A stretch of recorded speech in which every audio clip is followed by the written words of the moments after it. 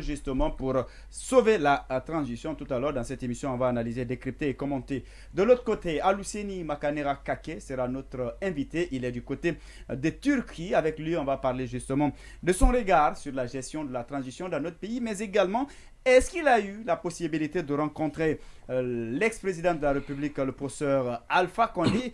On aura donc toutes ces questions à lui poser dans cette émission. Mais avant de partir à la pause, c'est Diallo qui avait la parole par rapport justement à la démarche justement de Yahya Boni. Pour ne pas trop tenir la parole, mais je voudrais simplement me résumer en disant que si jamais docteur Yahya Boni devait venir en République de Guinée pour ne pas rencontrer les vrais acteurs, il doit renoncer.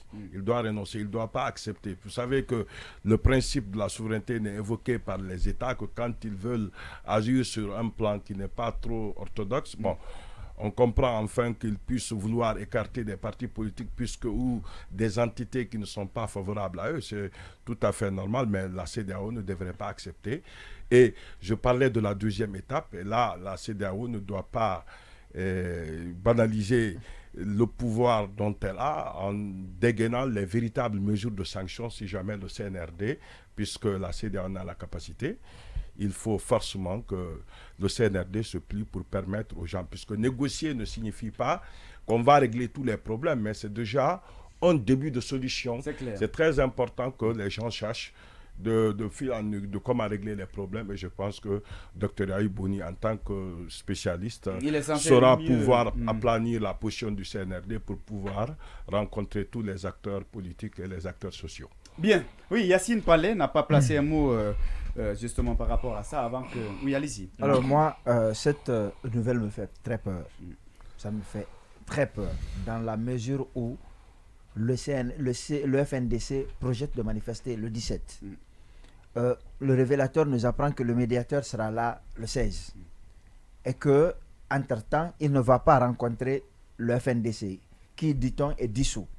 Il ne va pas...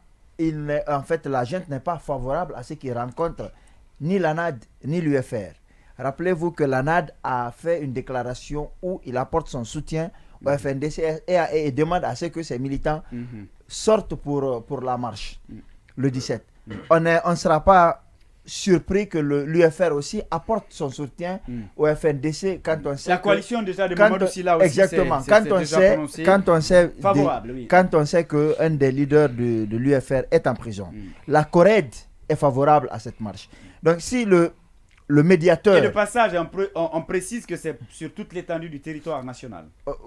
Ok, c'est sur toute l'étendue du territoire national. Mais ce que j'étais en train de dire, c'est que si le médiateur a un calendrier de rencontrer par exemple le 20, le 19, ces acteurs politiques-là, le problème qui va se poser, c'est que après la marche, s'il doit y avoir une répression, ou ces gens-là, s'ils doivent aller en prison, ça va être compliqué pour le CNRD.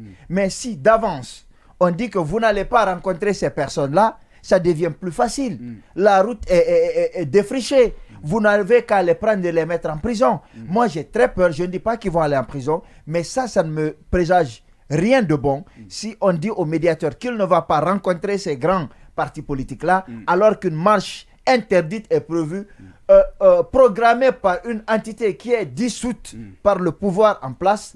Moi, j'ai très peur.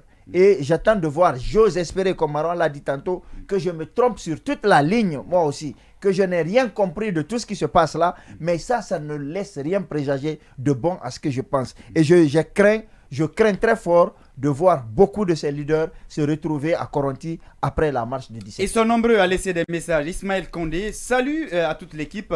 Monsieur les journalistes, essayez de creuser davantage parce que le ministre des Affaires étrangères n'a pas mandat d'interdire aux médiateurs de rencontrer une entité. D'accord, ça c'est vous qui le dites. Il y a quand même une information qui persiste tout à l'heure. Il y a Mbemba Mamoudou Traoré qui laisse ce message. Bonsoir. Plusieurs pick-up, police et gendarmerie BAC au stade général Lansana Conté de Nongo devant les bureaux de Antonio Souaré.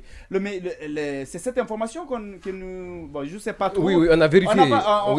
C'est vérifié. Hein? Oui, c'est vérifié. On a recoupé et c'est quand même... Non. La présence est confirmée. Mais le motif, il y a des questions. Oui, justement, ce qu'il faudra dire à ceux qui sont à l'écoute, que selon un membre de l'entourage très proche du Antonio président Soare. Mamadou Antonio Soare qu'on a pu joindre tout à l'heure.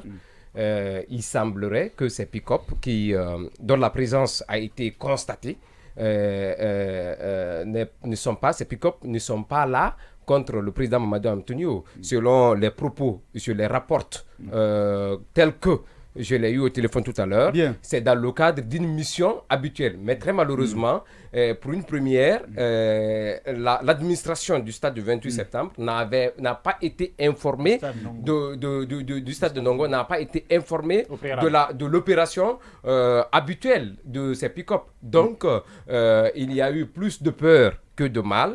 Donc, il ne faut pas que les esprits se chauffent. Ce qui est vrai. C'est qu'on a connu ça de par le passé aussi. Voilà, quand il a été question de récupérer Guinée Games, à un moment donné, il y a eu à peu près le même chemin. Mais c'est l'entourage. Je le dis et je maintiens mon propos. Donc, ça n'a rien à voir. Ça n'aurait rien à voir avec. Très bien. Je ne sais pas si on reproche des choses à Antonio Soare. Pourquoi son arrestation devait être un miracle. C'est un citoyen comme tout autre. Mais pour le moment, on nous dit que c'est pas le cas. Dans les conditions. Maintenant, ce que je voulais dire par rapport au sujet, je vais dire, il y a quand même, c'est quand même un peu miraculeux de constater que cela puisse être possible. Parce que très souvent, quand le médiateur finit sa mission, dans le communiqué final qu'il fait, et d'habitude, on nous a même habitués à des conférences de presse ici, après un communiqué final est servi depuis la CEDEAO, et dans ce communiqué, le médiateur fait une narration des différentes rencontres qu'il a pu avoir et fait des recommandations aux parties prenantes. Bon, je ne vois pas comment vous pouvez faire des recommandations à la classe politique si vous ne l'avez pas écouté. Donc c'est pourquoi jusqu'à présent je me pose... Mais ça c'est la deuxième fois qu'il arrive ici, demain mardi. C'est ce que je dis. Et donc la première fois aussi, certains s'étaient offusqués.